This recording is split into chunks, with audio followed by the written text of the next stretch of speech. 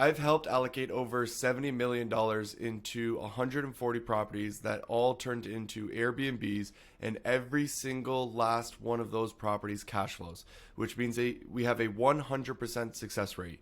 And I attribute a lot of that success to the Bianchi method, which is the method that you're learning right now, and also the team of people that helped put all those properties together. But the data research that I did to be able to make sure that we got the best possible property gave us a really good shot at ensuring that we are going to be profitable, right? And today, what I want to talk about is the one portion of the Bianchi method, my process for analyzing the Airbnb data, that I would consider to be hands down the most important. If I were to rank all of them, this one here is where you're going to be mining for gold. This is where you're literally hands and knees in the dirt and you're trying to find the gold. And it's called building a buy box. Let me define that for anyone who doesn't know exactly what I mean. A buy box is a specific area within a market, and you know exactly what to buy within that box of that market. Let's say it's a certain section or a certain zip code or the downtown core or the outside core, whatever it is. It's a certain area within a market, and within that specific area, there's specific criteria of what you would need to purchase within that box, right? And I'll give one example here. We have one market, and this is a real buy box. In that area, we need to find a place that kind of feels like a cabin, but it doesn't need to be a cabin. It needs to have high ceilings in the living rooms. It needs to have a lofted space that could be converted into a fifth bedroom. It needs an additional living room that could be turned into a game room. And the game room, that living room needs to be large enough to fit more than just a pool table. So it means you need couch space and additional space and those things as well. The kitchen, the dining room, and whatnot does not matter, but we do need those spaces to feel decent, at least be large enough to fit the amount of guests that we would have within that space. And then additionally, we need a really large deck off of the property. The bigger the deck, the better. And then we also need some flat ground off the back to be able to put additional amenities out there. And we need to be able to buy that property for under $500 to $1,000. If we did buy it for $500,000, it would be perfectly fine too. And it needs to be within a specific community of the market that we'd be going into. And so that is a real example of a buy box that I've built out for one of the markets that we are in. And it works like a charm. If we can find that property, we know that every single time we see it, we are just going to buy it left, right, and center. We actually just bought another one of those this week. We're buying it, just getting it under contract. So you get the idea. A buy box is you know exactly what to buy within a very specific part of the market. The reason why this is so important, okay, is because when you do this research to figure out a buy box, you are uncovering the revenue drivers of a market. You are finding the inefficiencies. What I mean by that, when I say inefficiencies, is that there's certain things about properties that will allow them to make a ton of money on Airbnb that don't necessarily cost a lot more when you're purchasing the property.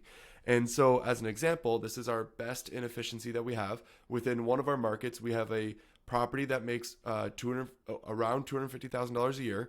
And we bought it for under $1 million. And our competitors, their homes cost $2 million to be able to make the exact same amount of money, which means that we are making the same amount of money out of our Airbnb as homes that cost $1 million more. And so then therefore, we understood what the revenue drivers were for that market, and that's allowing us to be able to have those returns, right? And obviously we're making significantly more money than them actual profit because aren't paying another $1 million down on a loan. So you get the idea, right? I'm telling you that if you understand how to build a buy box, and you understand how to like really get into the nitty gritty detail of that specific market, that's where you're going to find the gold in that market. And so that's what this entire training is going to be about. You're watching this on YouTube, but you're probably looking at this video right now and saying, why am I seeing all these videos listed right here? I'm on YouTube, right? Well, I just want to explain to you that this is a part of a very large course. It's called the Bianchi Method. It's on my website for free, so you can go to strsearch.com. The link is in the bio below, the description below, and you click free course, and then you can go to the Bianchi Method. There's going to be 6 free courses in there, so this is the one that you want to go to.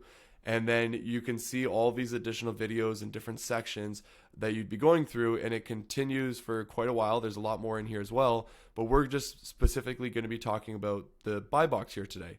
Now, as you can see, there's all these different videos, right?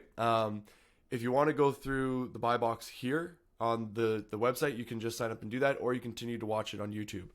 The reason I might recommend this one that you just hop off of YouTube is because um, these videos actually reference some of the videos above that are up here, and they assume that you've gone through these videos already to be able to make sense of it. Now you don't need to, okay? Let me just stress this. You don't need to do that. You can go through the buy box template. You can you can go through the cleaning the data and making notes, make sure you're getting it right, and narrowing it down and summarizing it, and how to tackle a large market when you're building a buy box. And you can go through all these videos. They're all the videos they're all combined together in this one big YouTube video. You can do that, and you're still going to be able to get the knowledge out. It just might be a little confusing. That's all I'm stressing. Okay. So, anyways, with that being said, you have all videos here. It's going to give you the process that helps you find the best possible revenue. And the last thing I want to state here, guys, is that I give all of this away for free because I want to build trust within the community of Airbnbs to prove to you that I know what I'm doing when it comes to understanding data and being able to select properties that are going to be profitable. Again, we have a 100% success rate. We give all of this away for free, again, to build the trust, but on the back end, what we are doing is we are offering services. So if you want to do it yourself, you can do it yourself. But if you don't want to do it yourself, you can hire us, right? That's my entire business model. And so if you want to acquire an Airbnb, and maybe you're a high income earner and you have $200,000 laying around that you want to put towards an Airbnb to be able to take advantage of the STR tax loophole, hire us, and we can find you a property that is going to cash flow really well for you, that you're going to be really happy with. You can just simply go to, once again, strsearch.com and go and schedule a call. Okay. Now, the last thing I want to say here is that the Bianchi method is free, and literally everybody within the Airbnb community should have it. If you're going through it and you find it very valuable, the only ask I have is that you please just take this and share it in a Facebook group that you're a part of, or any sort of community that you're a part of, because let's all work together to ensure that nobody buys an unprofitable property again. That is literally the very first thing on my website, is to ensure that no one buys an unprofitable property again. And I need your guys' help to be able to do that. So please, please, please share this with everyone. I'm going to shut up. You can now start watching the videos and getting into figuring out how to build a buy box. How's it going, everybody? For this video, what we're going to be going over is the buy box template. So the template that I use to be able to take all of the information from a market and be able to summarize it into one tab, so that when I'm going searching for these properties and I've got 3 or 4 different markets that I'm looking into, I'm able to quickly reference back to this tab, and it has all the information about what the best possible property is to purchase within that market. Okay. And so what I'm going to do is I'm going to walk you through the template that is empty, and then I'm going to show you a filled in template. And so it's fairly simple. I'm not trying to overcomplicate things here. I just like everything to be organized nicely. You can design this however you want. I'm giving you something that you can use that I've been using. Okay. So on the left-hand side, what you can see here is that we have a section for notes. So anything about the market that we think is noteworthy, or something that we want to mention about the location. As an example, you could say that there are no great listings within this market. Every single listing is not a superior listing. Therefore, we have the potential to have the best possible listing in that market, right? So that's one thing that you could write in there as an example. Just little notes or things that you want to refer back to when the time comes to actually look at this template. The next thing is the location. So does the location matter for the market that you're in? And if it does, what should you be looking for? Where should you be looking at it? Do you need to be waterfront? Do you need to have views? Do you need to be in the city? Do you need to be outside of the city? Can you not be too far away from the city? You'll kind of learn all of those things as I walk you through the entire process, right?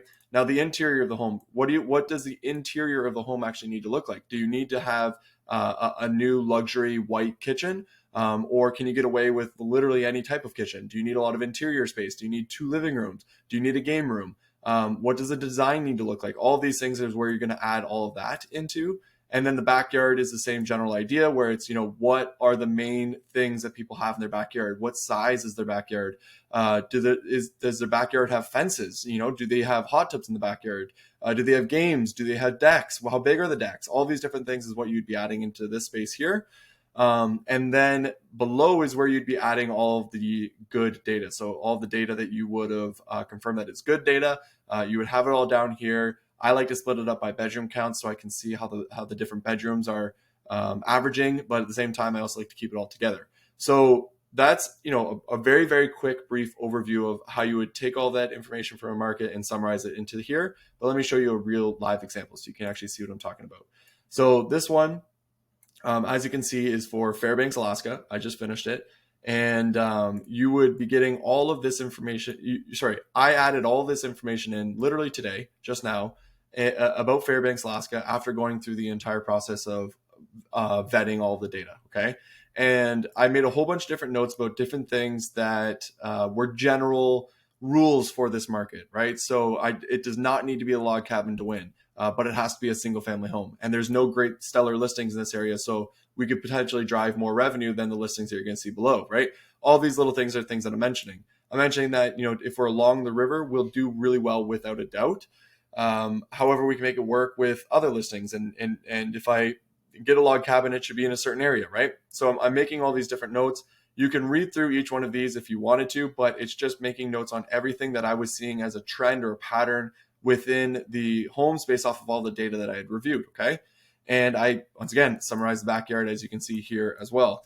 And then over here, what you're looking at is where I plotted all the data into the My Maps tool, which I've definitely explained to you by now. And so you can see that even though Fairbanks is mainly like, this is sort of like the downtown area here, we have all this space as well. Only the good listings were along this line right here. So within this sort of portion of the city is where all of the revenue was being driven. And so that's where I would definitely be keeping my focus. Okay. And so I added everything here, and then I went over to Zillow and I used the boundary tool to draw a line around that circle, and then made a filter. And I, added in all my other metrics that mattered and added in the filter. But I added this and then took a screenshot of that, took a screenshot of this, and then within my buy box, I can now, if I come back here, I can very clearly see where I should be focusing my effort in and where I should be avoiding. Okay. Because that's, once again, where there's just no money being made. However, I obviously already cleaned all the data, and I would have made all my notes on all the different properties. And so my first section of this buy box has all of the properties together. So all the different bedroom counts, it's just in order of who's making the most, who's making the least. So I can see my very clear patterns within the data, right? But I also like to separate the data by bedrooms just to see if I can find some additional trends. And as you can see, the 5 bedrooms I've got there. I noticed that there's no 4 bedrooms. I actually didn't notice that until I actually put this all together. And then realized that the 3 bedrooms had the most reliable and consistent data out of all of it, but the 2 bedrooms still had some good data in there as well.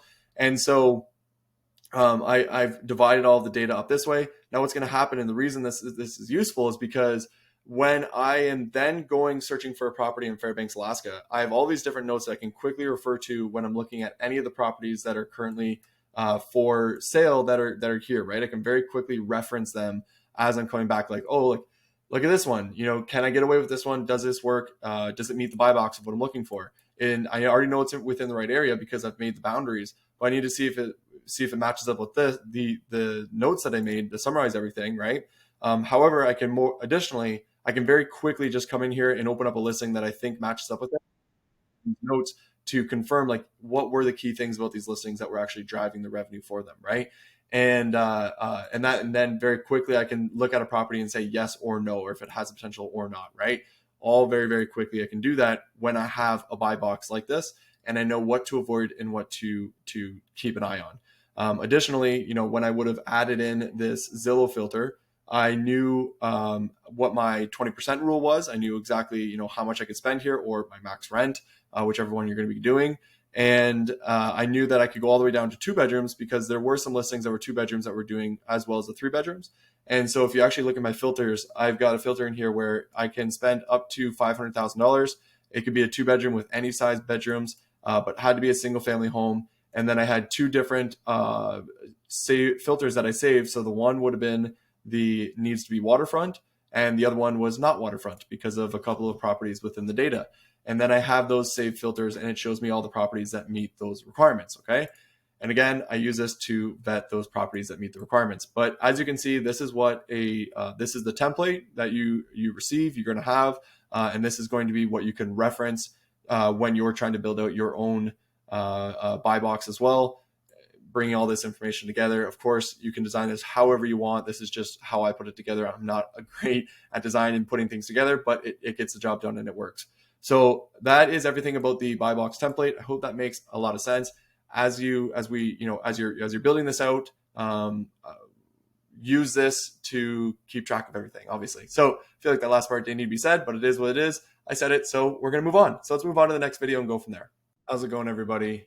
So for this video, what we're going to be talking about is the very first step to creating your buy box, which is cleaning up all of the data. As you know, you've decided on a location that you're going to be building a buy box for. You know that there's potential there. You just want to get down into the nitty-gritty detail. And so we've got to go through this first process, which is quite honestly the most boring process that you're probably going to go through, but it needs to be done. And so what we're going to be doing here is cleaning the data for whatever market that you're looking into, whether it be a specific zip code or the entire market through the simple data. And then we're going to be making notes on all of those properties as well. Okay. And this is just it's a tedious process, but needs to be done. If you do not do this process, I can guarantee you're going to miss something and you are going to screw up. I know it for a fact. I've done it myself. This is the part where we are actually getting the gold and we're mining that gold. We're getting the best of the best information. And I'm saying all this because I just don't want anyone to skip it. I don't want anyone to not do this. This is so important, but it's hard. And I promise you it's hard. I do it all the time. I just finished doing it for over a 2-hour period. And but it needs to be done because yes, we remove about 90% of the bad data, which is awesome. We get rid of so much data, bad data. However, there's still a ton of remaining bad data, which we have to vet through. But then on top of that, we actually have to understand what these properties look like, what's allowing them to drive revenue, what are some common features, amenities that are showing up. And we need to start making notes on everything so we can get down to that nitty gritty detail. And for anyone who needs a little bit of additional motivation, I lost out on about $40,000 to $50,000 of money in Scottsdale, and even probably more so when it comes to time, because I didn't realize I needed a pool heater with my 2 properties. And so I don't want anyone to make that mistake. I want you to take the time to go through the nitty gritty detail so that you can actually find that profitable property. Okay. So I give this little motivational speech to keep you locked in for the next process of however long it's going to take you to go through all this information. Okay. So let's get into it. Now, what you would be doing again is first verifying that it's good data. And you already know how to verify if it's good data or bad data, but now you actually have to go in here, click the listing, open it up, go to the reviews and check to see if there is a good amount of reviews or not in here, and ensuring that the calendar itself has, some spotty dates so that it's an actual live listing or not. Okay. And then at that point, you're coming over here and again, you're either typing in yes or no or most likely or something along those lines that is going to be a reference as to how believable this data is. Again, you should know all of that already. And so at this point, you're just simply writing that in, right? You're putting yes, no, whatever it may be. Now, me personally, what I like to do is I like to go through this and I like to write in, yes, this one's good data. And then what I'll do is I'll make small notes, what I refer to sometimes like initial notes, as in I want to, if I want to refer back to the property, or if I want to quickly remember what that property looked like, what I would just write is big property on with a view, something along those lines, right? And the reason being is because usually when I check the data, I check the data and then I close it, and I usually will just open up the listing and take a quick look at it to get a good feel as to what the property looks like, and trying to see if the property logically makes sense, which is another part of the reviewing the data, right? It has to make sense within the pattern of all the other listings that are within that certain revenue range. Okay. And so I'll mark if it's good or bad data. And then from there, what I'm going to do is I'm going to make some initial notes, right? So big property with a view.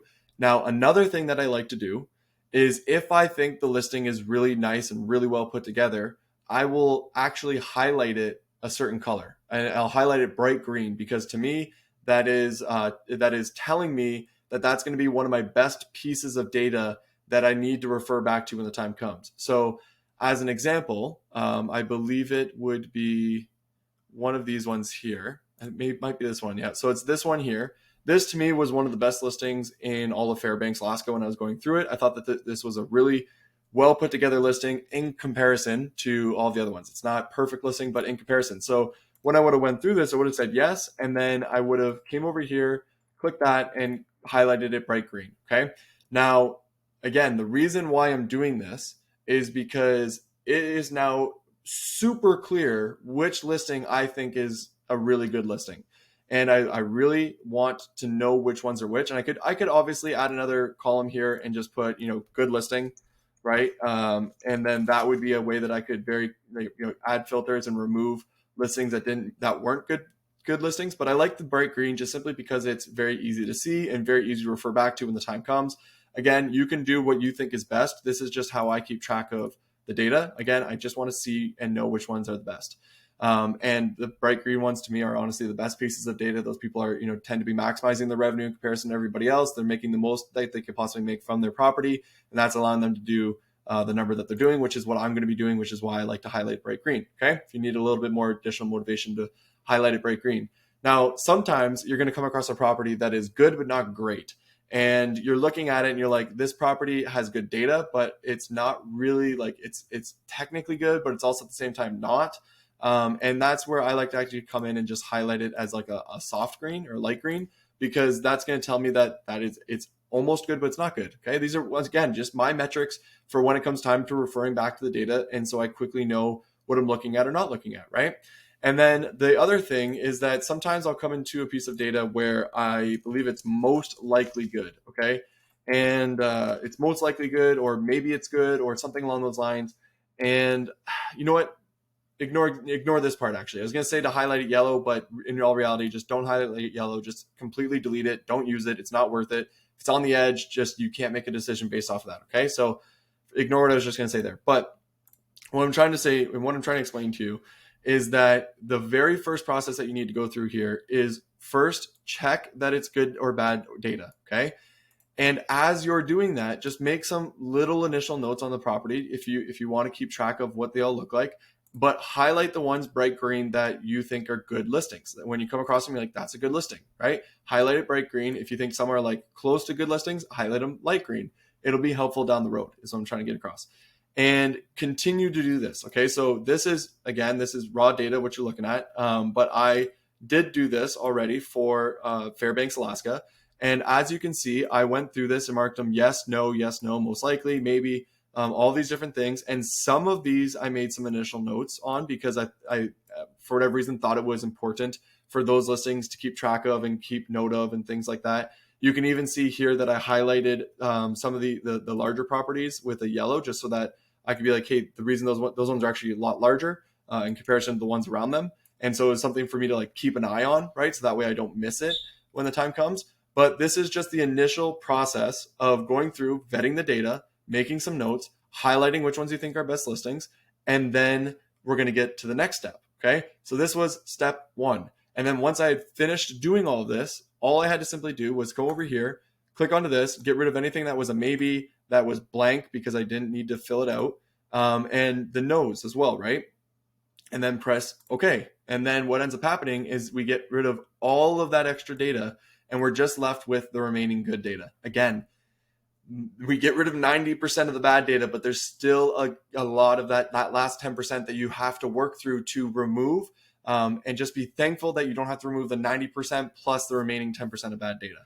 And what ends up happening is you're left with this good piece of data, and the some of them that have notes, and some of them that are highlighted green, and some additional pieces of information here as well, right? And this is now you've essentially cleaned the data. You have cleaned it all up. It's good to go, and we can now move on to that next step. However, before we do that, I just need to mention one other thing that will help you in this process so you're not wasting time. Okay.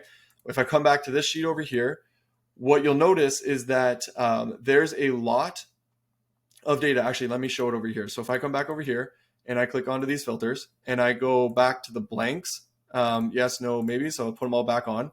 What you'll notice is that there's some that I didn't check to see if they're good or bad data. So you can see they're missing. But then all of a sudden I just completely stop and I don't do anything past this amount, right?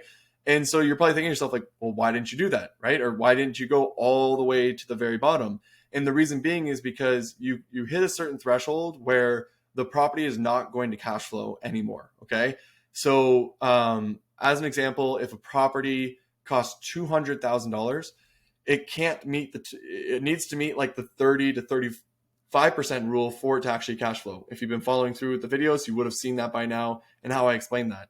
And so to me, the first thing that I did was that I told myself that I could stop once I got to about 55 to 60,000. That was sort of my metric where I go, anything below that, I got to get the property for ridiculously cheap for it to actually work out, right?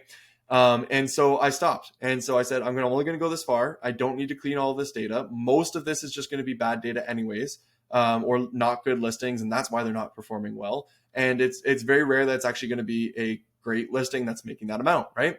Additionally, what I did was I also came in here and I removed the studios, one bedrooms, and studios and one bedrooms, because I'm trying to buy a single family home. And so to my knowledge that you're not really going to be finding many one bedrooms or studios that would even make sense as purchasing a single family home. But I kept the two bedrooms just simply because typically I would remove them, but I could see that there was a couple up here that were performing really well. And so I'm like, well, I don't want to lose out on that piece of information. Okay. And so then I removed all of the one and two bedrooms. And then as you can see, I stopped right at that $55,000 mark. So you can see there's no missing gaps in between here. Now, once I so that allowed me to not have to go through every single last one of these pieces of data, right, as step one, because that was useless. However, before I moved on to making notes about everything, what I also did was I came in here, I highlighted all of these listings, I right-clicked it, and I clicked, let me put that there. I right-clicked it, went to view more cells action, and I said open links. And what I did was I opened up all of these links, like the next 15 plus pieces of data. And the reason I did this was because I wanted to see if any of the listings were really good listings. So like well put together, strong, good listings. And I can show you an example of what I mean by a good listing, because if I come across a listing that is really well put together, great design, looks really good, whatever it may be, like, market dependent, obviously on style and whatnot. But if it came across it and it looked really, really good, I would want to understand why it wasn't performing as well as all the other ones that were above. Like, what was it about it that was allowing it to not do that? And that's always what I refer to as like there's certain comps that look like they should be doing better, but they're not, and they're near the bottom. And they're sort of like sometimes stuff just goes wrong and you don't make as much money as that you should be making.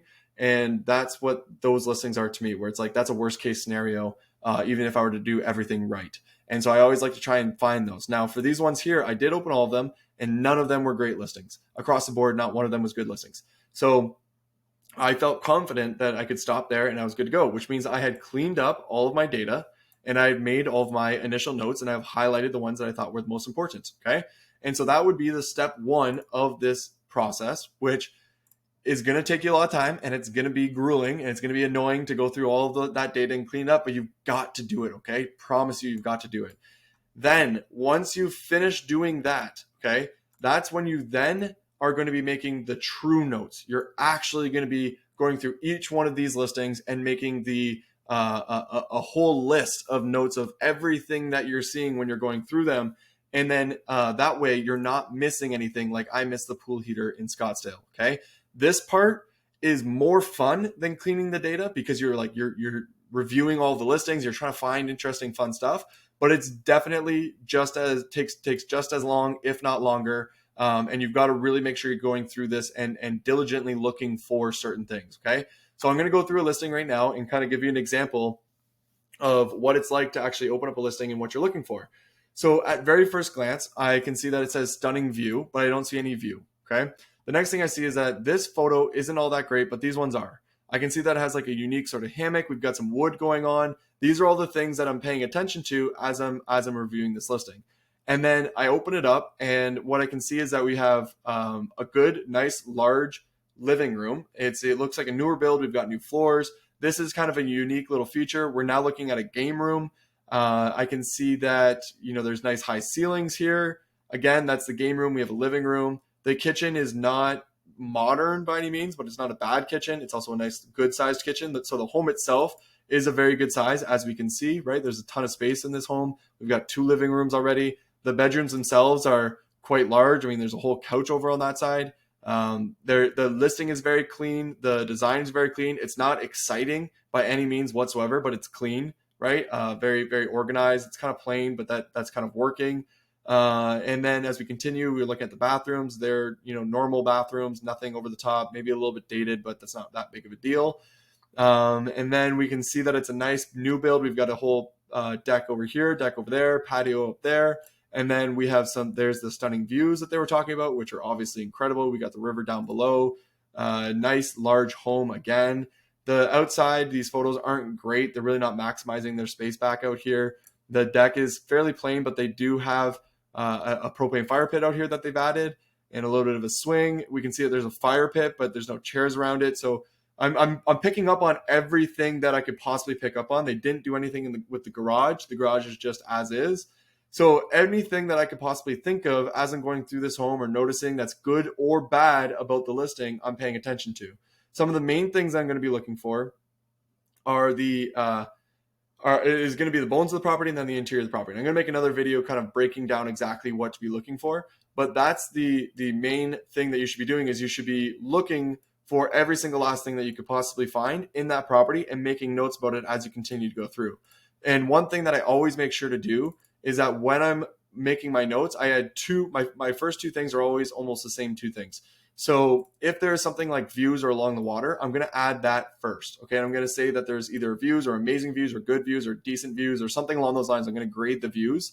And I'm going to put that first because I know that that's the biggest revenue driver. And then behind that, I'm going to say if it's a good listing, a bad listing, has good photos, bad photos, decent listing, really bad listing, like whatever it may be, I'm going to mark the level of the listing in comparison to what I believe. And then everything after that, it can be in any order that you want, but you're just trying to list out all the things that you're seeing. So as you can see, I said that it had a large new build, 2 living rooms, a game room, good photos, clean listing, patios, propane fire pit, and regular fire pit. Those are all the things that I saw across this property that were like very clear, okay, to me as I was going through, but I made sure to mark off those things as I was going through first. You can even see here, I list off that it's along the river, largish home, right? I should have mentioned that what level of listing that it was. Along here, you can see along the river again, good listing. I'm always trying to mark those things first because you tend to just read the very first things. And that's one of the main metrics or main revenue drivers for that listing. And so it makes sense to pay attention to that first. So with all that being said, as you can see, I have made notes on everything about this property on those properties. But I'm only making notes on all the ones that were good data.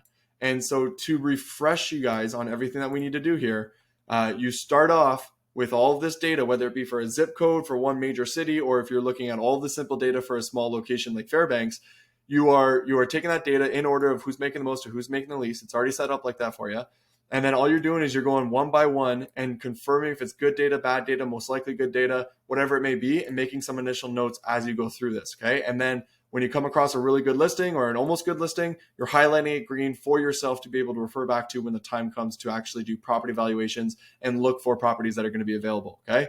And so you're going through this process. And then when you finish doing that and you've got all of your clean data, you are then going to filter out everything bad. So you're going to go click this little filter option. You're going to get rid of the maybe, the blanks, the no's, anything along those lines, and you're going to be left with just that remaining data. And then from that point is when you really get into it and you go through each one of these listings step by step, one by one, and trying to see every single last thing that you could possibly find that would be important for that listing and marking it down here, okay? And once this is completed, then we can move in to start building that buy box. Because now we know all of our properties, we know exactly what they look like, we know the main features, everything is locked in here, and then we're going to take all that and summarize it into the buy box. And so I'll get to that in the next video. But I hope that makes sense, and we'll talk soon. Or I'll see you in the next video. How's it going, everybody? For this video, what I'm going to be talking a little bit more in depth on is the notes that you're going to be making on a property when it comes time to make the notes. You've already verified that it's good data, you've reviewed it, and now you're really getting into the notes section of the property. To me, I find this to be extraordinarily important because if you miss something, you can lose out on so much money. But if you can find something in the notes that maybe, in the property that nobody else sees, you can make so much money.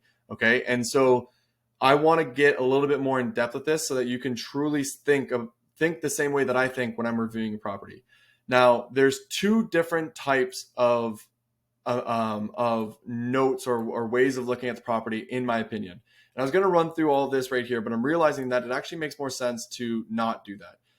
I'm going to take this property, which I've just been talking about, and I want to explain it in two ways. Okay. So one is that you have the bones of the property, the structure of the property, the things that you likely cannot change about that home. I want you to be looking at those first. And the reason being is because when you're going out searching for a home on Zillow, you're really just buying the way that it is. Everything else that you add to it, like a hot tub or a game room, is all dependent on the home, right? But we need to start with the actual bones of that property.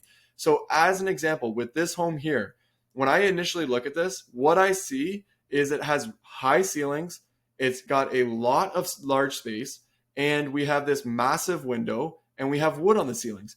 Almost all of those things I'm not going to be adding to a property, or I'm not going to be, rebuilding a property to match this fit. The property would just have to come like that, and then if it did, it would be comparable to this property, right? And so the bones of the property, the actual framing, the way it's built, is what is the most important thing for you to look at first, because once again, that's how you're going to be buying it. And so when I look at this, I see a really large window, large living room. When I see this, I see it's a unique feature, but again, I'm seeing a lot of wood when I look up here. The floors you technically can change without a doubt, so that's not as big of a deal. But the way that this ceiling is, you're not adding that, right?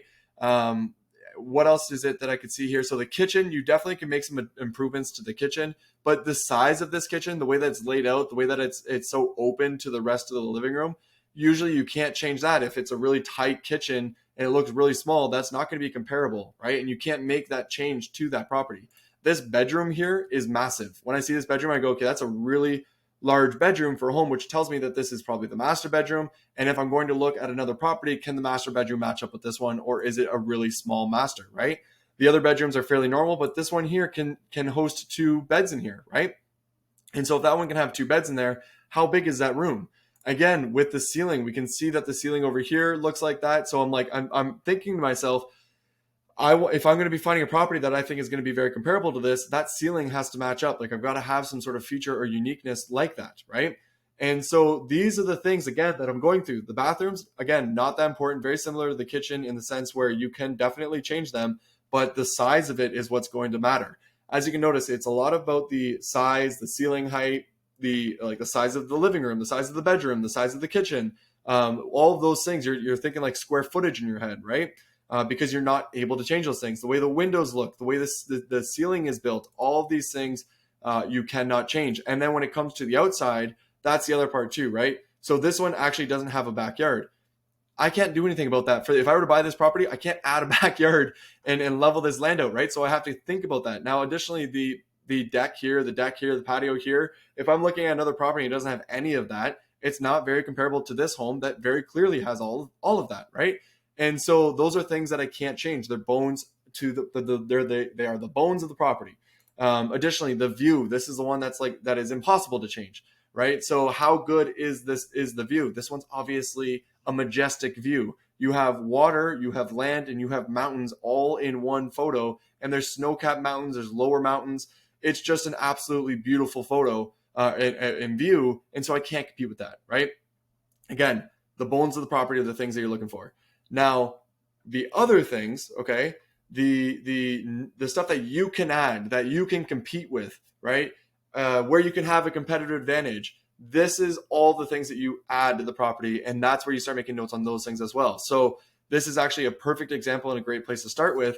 This is all that they did with their deck. Now, they added a little propane fire pit, a couple of seats, and a hanging seat over there. When I see this, I think to myself, I go, okay, they did this. That's good. I'm going to mark down that they have these things. I'm going to take a note on it. But I'm going to think to myself, I can beat this setup all day. I can make it look so much better, so much more enjoyable. I can add hanging lights. I can add all these different things to this deck that would make it a significantly cooler and better, more enjoyable deck to sit on. So I'm making a note, and I'm going to say they have a fire pit, but they didn't do much with their deck. So that's an area that we can beat them. So therefore, and I'm writing that because if I find a property that is very comparable to this one, and I'm seeing the way that they set up their deck, I know that I would be able to do mine better, and that therefore I should be able to make more money than them. Okay. And that goes the same thing for this fire pit setup. Like there's nothing going on here. It's literally just on the ground. There's not even chairs around it. There's no hanging lights around it. This is a bunch of extra space that they have. They didn't really do a ton with it. They do have the hanging hammock there that looks good. but not much else. The game room is fairly plain. There's no pool table. I would have a pool table here instead, because pool table is a way more desirable amenity in comparison to these two. And so I'm now marking down all of these little things where I would say they have a game room, and the games that they have is air hockey and foosball, right? And so then therefore I know that I'll likely be able to beat them because they're not adding in the pool table. And I'd be putting that down in the notes. So these are the things that you can compete with and can add to your property and can change as long as you have the space to do it, right? And it's going to become more important when we get to property valuations and really diving into each individual property. But when I'm making all my notes, when I'm going through these properties, I'm marking down these things as I'm going through and as I'm seeing them, what they've added to their property, what they haven't added. So as an example, I write in a lot of these that they have no amenities. So that's a clear indication that I can beat that listing, right? Even if everything else is equal, I'm going to add amenities that's going to allow me to outperform that property. And so we got two different levels of notes that you need to be considering when you're making these notes. Bones of the property, all the additional things that they have added, hot tub, game room, whatever it may be.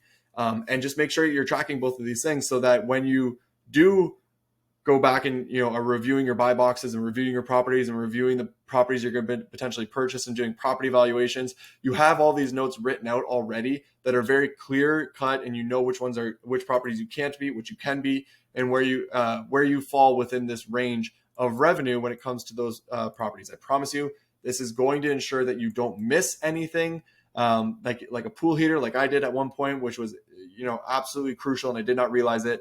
And so that's why I am so crazy about making notes on every single property, because you don't want to miss those things. As one last little example here, if if everybody has a game room, that means you need a second living room, because you need regular living room and you need a game room. However, what if most people making $100,000 have like a good sized living room game room that has a pool table and a foosball table and maybe a couple arcade games, and then you are going to buy a home and that home has a second living room, but that second living room can't even fit a pool table in it. You can maybe get like a foosball table in there and maybe one arcade game, but that's about it. Those two are not comparable. They are no longer comparable. That one game room is much larger, more dominant, and better than what you have. Therefore, you're not going to make nearly as much as that property. And again, we'll get into these details when the time comes, but listing out the size of the game room and the games they have in that game room makes a difference for how much that to help you understand why one home would be making more than the other. Okay. And so making all these notes is extraordinarily important. And I hope that this makes a ton of sense to you as you're going through this. I'm going to probably talk about this multiple more times throughout this entire course, but it's extraordinarily important to make sure you make notes on all these properties as you're reviewing them. Hope that makes sense. See you in the next video. How's it going, everybody? So we have now gotten to the point where you have cleaned up all of your data, you've made notes on all of your properties, and you understand the overview of what a buy box looks like. And this is honestly probably one of the harder parts. So the other parts, cleaning the data is it takes a lot of time, making a lot of notes, it takes a lot of time. But now we have to actually make sense of all this data and summarize all of this data. And so we have to start thinking, and we have to make sure that we are making the right analysis from all these notes that we have just analyzed. And usually through the process of making all these notes, you actually realize why one property is making more than the other. And you start to see some patterns, and you start to understand what to be looking for. And that's why I make you take all of those notes, because you realize all those things. But we're now going to get to the point where we're going to take all this information and we're going to summarize it. Okay. So this should be, as an example, for Fairbanks, a smaller location. This is all the data that I need to take and build a buy box with it. And so what I would do is I go over to my buy box template, and then I would go over to here and click duplicate. And then that's going to produce a new buy box for me, right? That I can then add notes to and add information to. And when I did this, okay, I'll walk you through exactly my thought process as I was doing this. What I did was I actually initially took all of this data and added it to the map, but then I realized that was actually a mistake as I was continuing to go through this. So I don't recommend that you do that. But if you want to get a feel for where everything is located before you start making notes and summarizing it, because you will have to talk about the location, you can definitely go and use the My Map version to be able to add those properties in. And I'll explain how to do that as we get further along with this, right? Now, where I like to start is right up top. Okay. I like to start with the notes. And the reason being is because especially for Fairbanks, Alaska, there was not a super clear buy box, right? You had a 2 bedroom that was making more than a 6 bedroom. And then it's, there's like a good amount of 3 bedrooms. Some data is good, some data is not great. And it was kind of all over the place. So there wasn't a very consistent amount of data to paint a very clear buy box for me. And so the reason I wanted to start with the notes was because I just had to get the sort of things that I thought were the most important down. I didn't know what if they would go into the interior, or the backyard, or the location, or whatever it was. I just need to get them out. Okay. And so what I did was I added down what I thought were the biggest revenue drivers. That was the first thing that came to me. I'm like, what's allowing people to make money? And being along the river was the most important thing. And then I also noticed that if you were to be closer into town, so as you can see, this would be the in town spot. The most of the homes were out here and kind of on the outskirts. But if you were kind of close to this, if you had a log cabin or a larger home, you could do well in that range. But if you didn't have those things, then you want to be a little bit further out. And that was one thing that I thought was very important. Then additionally, I wanted to make sure, write down that, having views was naturally going to allow you to perform really well, which is true almost anywhere you go. Okay. So, but I added those things because, again, it was just the stuff that was like burning on the top of my mind, where I just had to get it out. And once you get it out, you can usually get in a good rhythm and you can get started to breaking everything else down. Okay.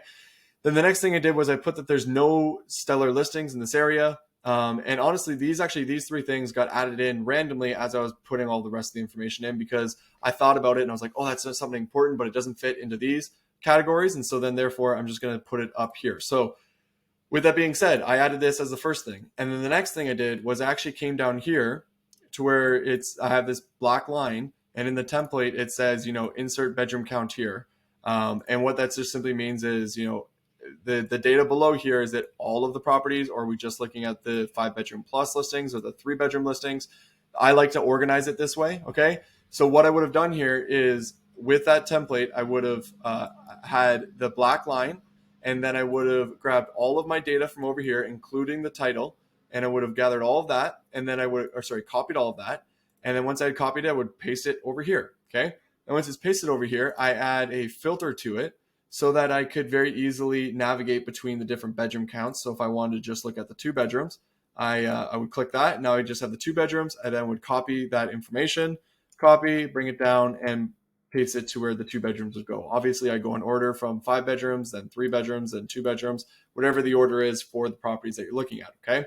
And one other thing you can notice is that I actually combined the 5 bedrooms and the 6 bedrooms, just simply because there's only one of each, so it didn't make sense to kind of split them up. So I'm like, I'll put those two together. Maybe I'll see some sort of pattern there, and I did not, because they're just such different homes. But regardless, the point is that I'm telling you that what you need to do is take all of your data that you've cleaned up and added notes to, and add one section on the buy box where you have all of that data, and then take that data and break it up by bedroom count, because that's going to allow you to potentially see some patterns where, maybe 4s and 5s are making the same. Maybe 3 bedrooms are making more than 4 bedrooms. I've seen those patterns happen.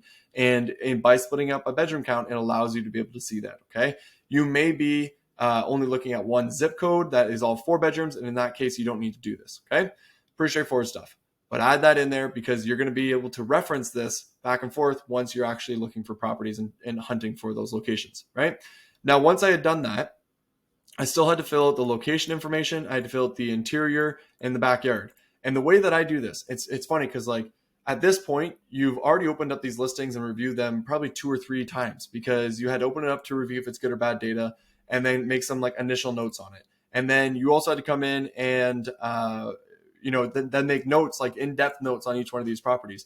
And now when it comes to the interior and the backyard, the way that I do it is I'm actually opening the listings again and trying to see patterns specific to a backyard or the interior. Okay. You can start with either of these. I don't care. For this scenario, I actually started with the backyard. And what I was doing is I had these listings open. So I'll just open them up right now for you. So go here, go open up all those links. And I would just go and try and take a look at the backyard. Be like, what does the backyard look like? For this one, I could see they have a shared backyard. And I could see that there's some stuff going on here. For that one I ignored. For this one, it was right along the water. For this one, it was also along the water. But I noticed that it's along the water, but they've got nothing in the yard, right? You can see as an example here, there's nothing going on in the yard. However, they have a deck with a hot tub with some additional seating over here and a picnic table. but it does have a large yard, right? And then this property as well has a decent sized yard, but nothing going on out there. And what I did was I just went and looked for the yards in every single one of these properties after already reviewing them in such in depth, like trying to remind myself and trying to find some sort of pattern. And so then I would write in, hot tub on a deck definitely drives revenue. And I know that because the one property, which would be this one here, it's a much smaller listing than this one, which is also along the water, but it has this beautiful shot with the hot tub looking out at the water, and it's on the deck. And I've seen this trend over and over and over again, where something like this allows a property to do better. And so this smaller home is making as much as this larger home simply because they have a hot tub on the deck and they have a better looking listing. So that was something that I thought was important to add to the backyard notes, and being like, that would help, right? That is important to have if we're going to have it in this market. You don't always need a hot tub in a market. So that was something I noticed and wanted to point out. I also pointed out that most people don't have anything in their backyard, but they also almost all have backyards. So most of these homes, if you were to even look at this one, nothing in the backyard, but they have the backyard. And so I just wanted to point out that, nobody's got that going on. It's good to have a yard, but then no one's doing anything. Okay. And then most listings do have some sort of yard and seating outside. Okay. So I did write that. I forgot that I had written that, which says that even though nobody has anything in their backyard, they do have a backyard, and maybe with a little bit of seating in that backyard. And so, again, now if I'm going to be looking for a property, I want to make sure that my property has some sort of backyard, and I should be putting a hot tub into it. So I have to make sure that I'm putting that into my upfront cost for that property. And I know that I could have a competitive advantage by actually doing more to the backyard than what anybody else is doing. And so that's how I'm reading this now. Okay. Additionally, for the interior, I would do the exact same thing. So I'm going to look for the kitchen and bath. I'm going to look for the interior design. So here I wrote that no one has a great design, but they do have like a clean design, like the listings look clean. So if you look at an example here, this listing looks very clean. It's neat. It's clean. It's a clean listing, but it's not a great design listing by any means. Then I'm looking at the kitchen and bath. What quality of kitchen and bath, what size, different things like that. I'm trying to see if they have one living room or two living rooms, and if they have a game room, and if they do have a second living room, how big is it, right? What kind of games do they have in that game room? I'm making notes of all that as I'm summarizing it. Now, most, as I said, don't need a game room or a second living room, because almost every single one of these comps did not have it. Therefore, I don't need to find a home with a second living room, right? Next, I have ideally be able to fit 2 couches or a large couch in the living room. That was something that I noticed where the living room needed to be large enough to have at least 2 couches in there, or a large L-shaped couch. That was important. Nothing special about the bedrooms. It is what it was. And then I do not need to be a log cabin to win, which was something that I thought would be important. Now, this could go for the interior. It could go for the notes. I did add it in the notes as well because I thought it was important. But as you can see, as I added it down here, I added it up here because it made sense for both those areas, and I wanted to make sure I was paying attention to that. And then I also wrote that it needed to be a single family home. So essentially, I just took all of these different notes, and the way that I was able to summarize it was after making all the notes on the property, right? Everything that I would have went through, I had a whole bunch of stuff running through my head that I knew was revenue drivers that I thought was important, and I added it to the notes section. And then I went for the interior in the backyard. I again went through the properties again, looking to see what they actually looked like, to make those notes and try and find those patterns, regardless of the bedroom size or whatever. I'm more so just looking for that interior design, the size, the kitchen, those sort of things, right? And then the last thing I did was would have made notes on the location. And this is where, mapping out on the My Map tool becomes very helpful. So you can kind of see where the different listings are, and being able to understand how to build that Zillow filter, right? But so the mapping part here, I'll explain, one more time. I've definitely explained this a couple times. But if this was my remaining data, I would come in here and I would copy all of this, go Control Copy. Then I would make a new sheet. I would paste that sheet down there. And then I would take that tab and I would move it to the first one. And then what I would do is copy the title. So I copy the title, then I come to here and I would want to, let's say, for this scenario, you go to this main link here, which you can see, and you go create a new list, create a new map. And you go that you want to import. Okay, so we're going to import. You're going to import from Google Drive, and you're going to go to the search bar. You're going to paste that in, click enter, click that link, and it's going to grab the data from the very first tab. It's going to first ask you if you want to grab some additional information for place markers, but we already have the lat and long, so we're good there. And then it's going to ask you what you want the title to be. I like the annual revenue to be the title, so I'm going to click that. and then it's going to plot all of that data. Then you can give the map a name if you wanted to. I always like to make sure that it's in uniform style, so I can change all of the colors to a nice dark red so that they're easier to see. And as you can see, once I've done that, we have all this data in this sort of range here with a couple of outliers up there.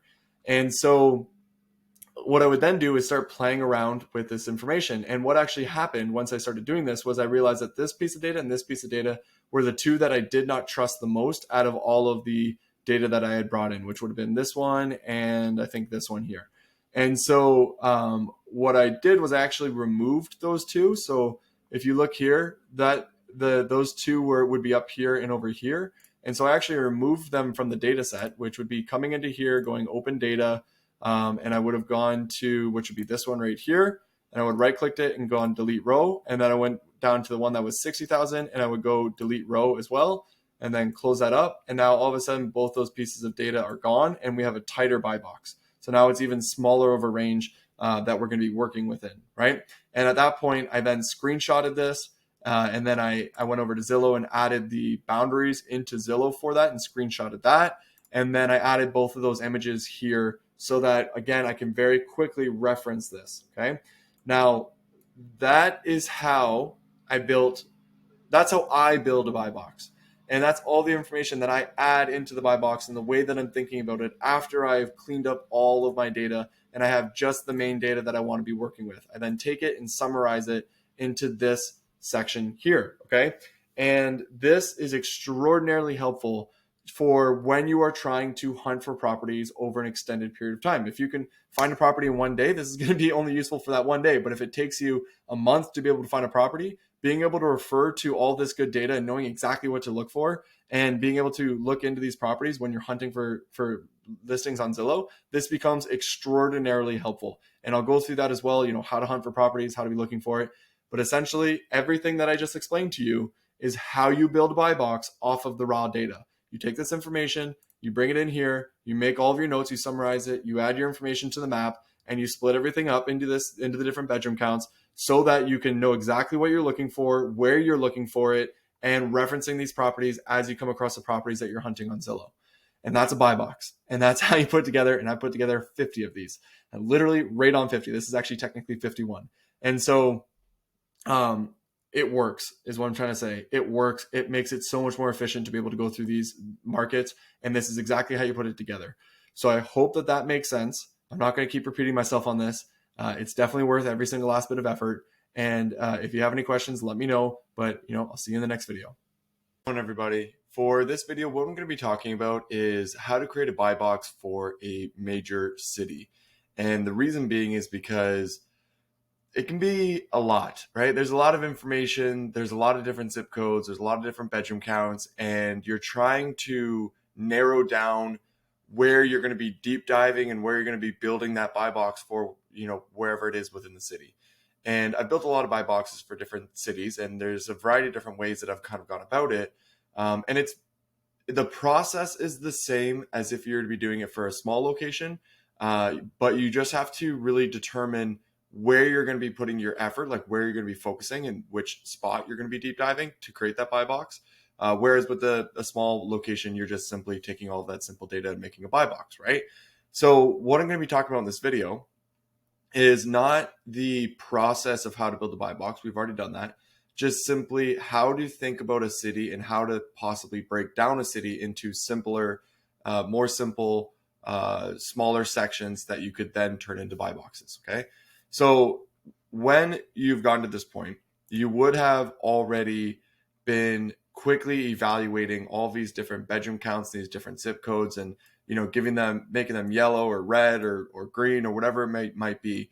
And that's going to be one of the first places that I want you to start, because you've already done the hard work of going through all of the ones that look like they have the most potential, which is likely the best places to be within that city.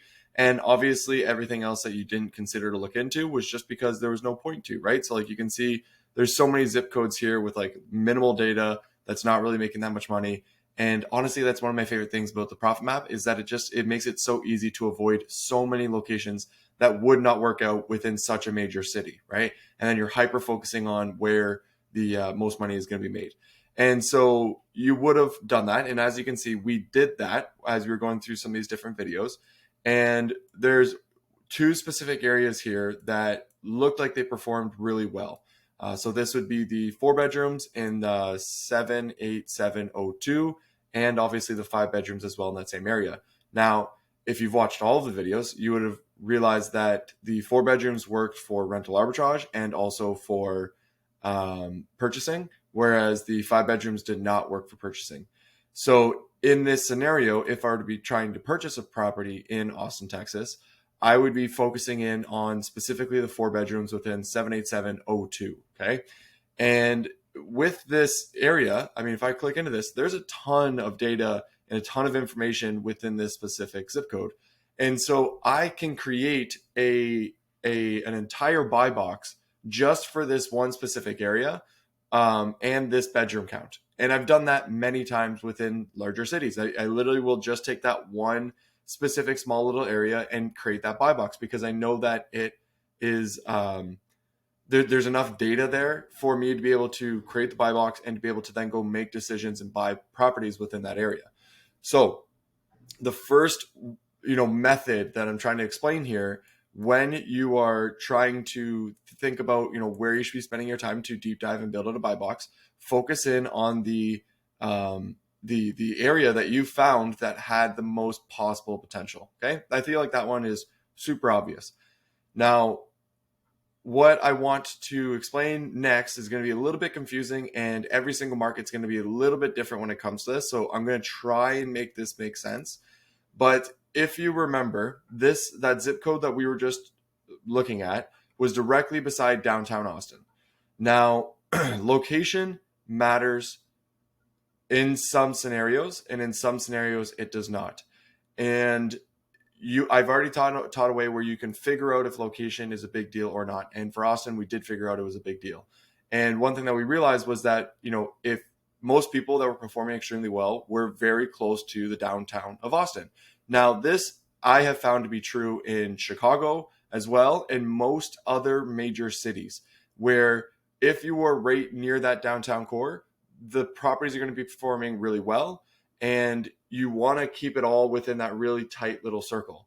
And so what I mean by that is, if I were to be building a buy box for Austin and I had this zip code, I would make a buy box specifically only for that zip code.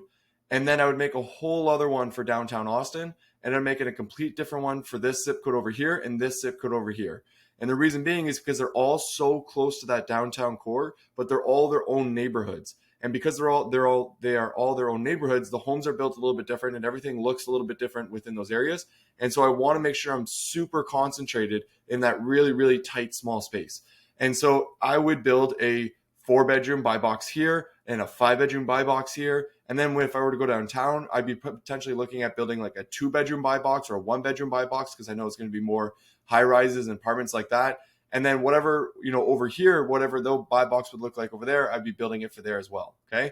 So what I'm trying to say is that when you are focusing in on a larger city and you're focusing right down in that near the downtown area, stay within those zip codes as much as you can, because there's such a huge variance once you kind of start spreading it out. Now, that is a rule that I like to have for myself when it comes to the downtown areas of cities. However, once you get further away from a downtown where you have to drive in, and as you can see with Austin, we have this, it's very large, right? Our downtown is this little spot right here, but we have all this space up here. And so what I will typically do with with places that are further away is I will use highways as borders, and I will use multiple zip codes to bring the data together. Okay. So if I were to go and find all these different zip codes within the profit map, you would realize that there's actually not nearly as much data as there is for some of the zip codes that are closer to the downtown area, right? And when there's not a lot of data, it's hard to be able to make a decision specifically for, this zip code right here. However, when we're further away from downtown, there's less of a variance from this zip code and this zip code, specifically when they're in the same sort of highway bubble, okay? Because typically on the other side of a highway is where things will really change and become different. And so for me, when I've done this, what I'll do is I'll focus in. So this, as an exact example here, I would actually build a buy box for this zip code, and potentially this one and this one right here. Therefore, I'm taking all of this area right here, and I'm trying to build a buy box specifically for it, because it's very, very, very likely that all of the homes in this general area are going to be very similar. They're going to have a similar trend of what's performing well and what's not performing well. And so I'm going to concentrate across these 4 different zip codes, right? And the beautiful thing about it as well is that each one of these zip codes will have minimal data, but when you bring it all together, it actually has a lot of supporting data for you to be able to make purchasing decisions based off of that, okay? And then again, the same thing would happen for over here. So you can see once we get past this other highway, now mind you, I don't know if these highways matter or not. I've been to Austin once and I stayed right down here, right? So I've never been up over here. I really don't know anything. But what I would do, just based off of my experience, is once I got past this highway, which is now very far away, in my opinion, from downtown, I would be comfortable focusing in on everything back here. So everything back here to me would just be one big grouping of properties. And if I was nervous about potentially doing that, then maybe I'd focus in on just this one and this one, which is still a massive amount of land, or even this one right here. And what you can see is I'm kind of breaking my the highway rule that I was just talking about, because I'd be looking in on these multiple areas which cross over highways. Whereas down here, I wouldn't be able to do that. So what I'm trying to say, and if you can kind of see it, is that when you're really close to the downtown core, you're only staying within those zip codes when you're making your buy boxes, just in those little areas. And you're only doing the 4 bedrooms within that area, then only the 5 bedrooms within that area, right? You're not really mixing it up. And then when you get a little bit further away, you can grab a couple more, but try and keep them within these land borders, which would be the highways, right? And then the further away you get, the more you can kind of open it up, because it's likely that there's significantly less data even back that way. And you can, there's not as much of a difference once you get further away, okay? So I've learned this over the years, and I used to always think that location was the most important thing. And I realized that when it came to cities, yes, it mattered. But when it came to, like a mountain town, it really didn't. And you could be 20 minutes away from the little city. So like Blue Ridge is a great example of this. Blue Ridge is this tiny little mountain town in this in the mountains, and you could have a cabin within 2 minutes to downtown or 20 minutes to downtown, and they both can perform the exact same if everything else was equal. And so I realized that when it comes to mountain towns, where the cabin is what people are really going to be spending the vast majority of their time at, it's more about the cabin with the ability to get to the downtown if they need to get to it. Whereas with the city, they're going to be spending the vast majority of their time in the downtown core. And so their ability to get to that downtown core and spend time there is what's going to make a difference on the potential revenue of those properties, which logically, for me, makes a ton of sense. Okay. So like I said, location matters when you get really close to that downtown core. Now, every single city is going to be different. And I was trying to give you some just general rules that you can follow and apply to whatever city that you would be looking in. And hopefully the idea of how I explain that makes logical sense. Now, I've written down each one of the different ways I want to explain this. So the one buy box way that you can build this is through a one zip code, right? Then you can also do multiple nearby zip codes that are further away from downtown, which is what I was just explaining. And then we have 3 other options that we can do as well, which we'd be using these simple data for. Now, the one I'm going to explain to you right now, I have actually not done. So this one that I'm going to explain is you take all the simple data, and it's in order of who's making the most or who's making the least. And we have all these different bedroom counts, and they're all these different zip codes, right? Well, what you may want to do is you may want to come in here and say, I want to know what a $300,000 home makes, and I want to build a buy box specifically around that. So you can kind of go 20 below 300,000 and 20 above 300,000 and say, I'm going to build a buy box based off of a $300,000 home, right? Or a listing that has the potential to make 300,000. The reason I've never done this is because yes, all these homes are making roughly the exact same amount of money, but because they're so spread out in such different bedroom counts, it's likely that they're not very similar, especially across a major city.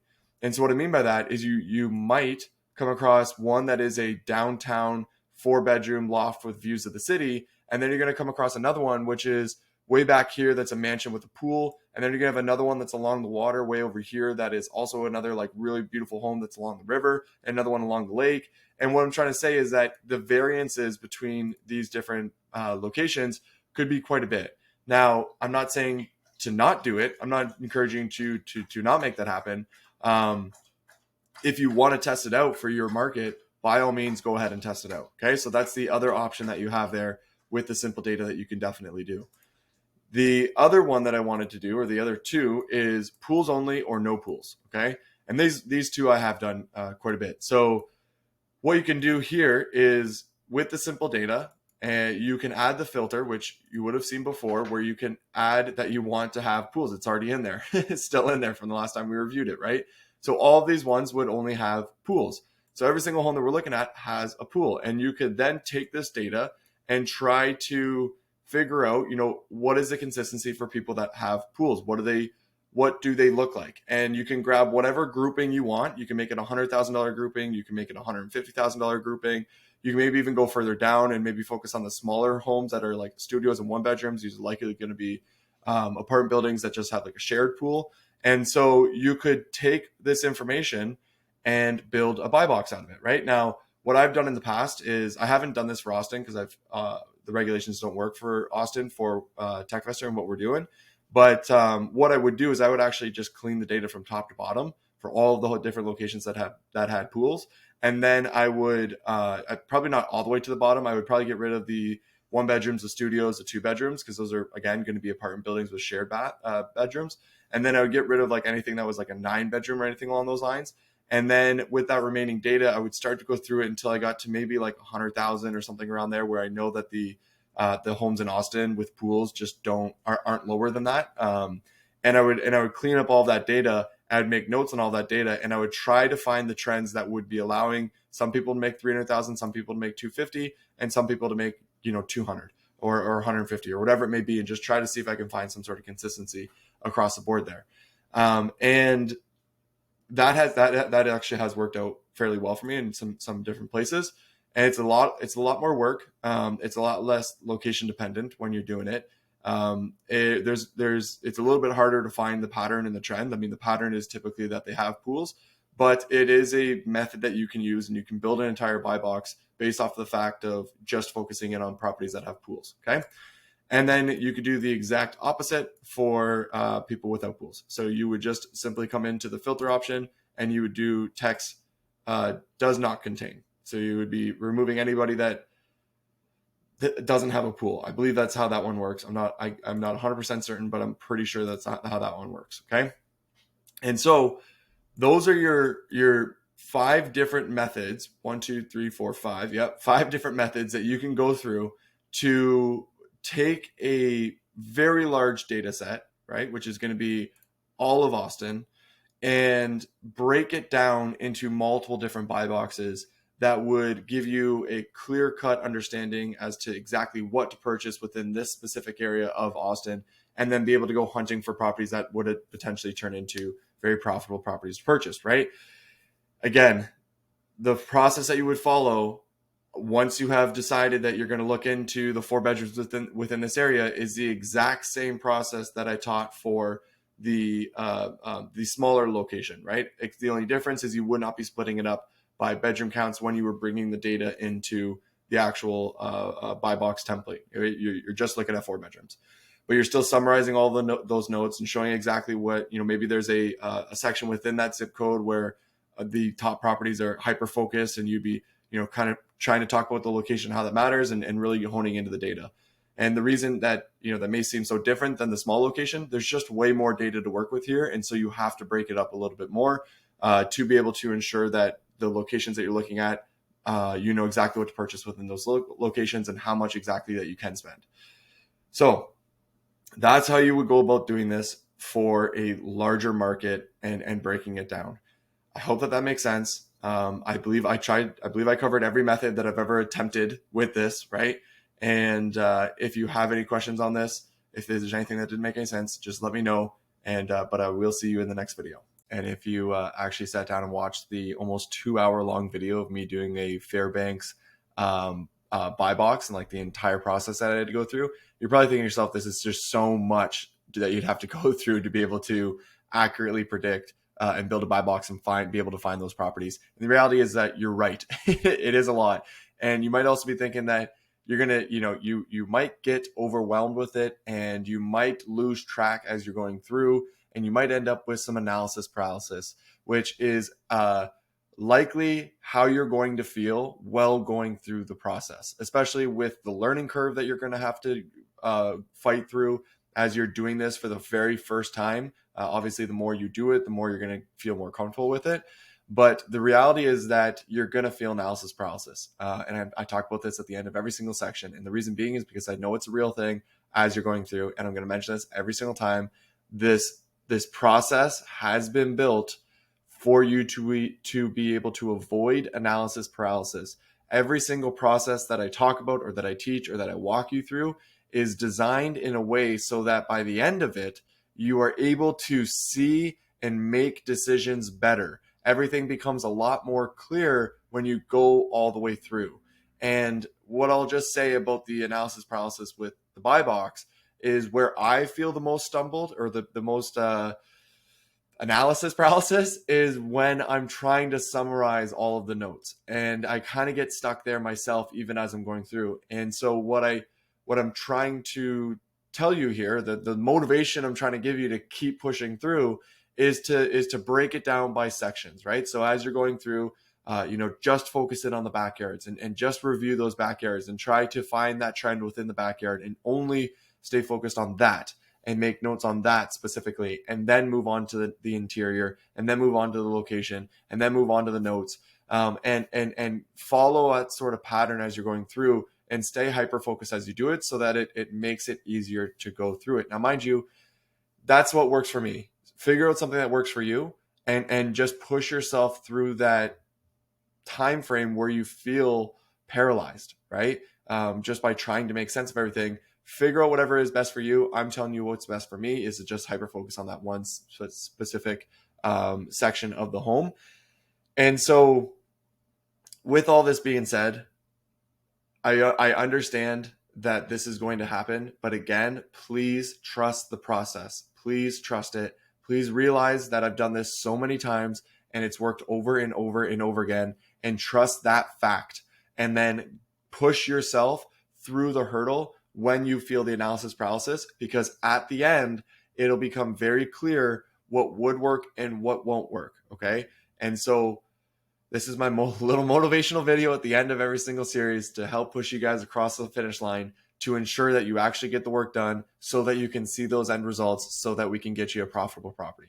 So I hope this was helpful, and I'll see you in the next video.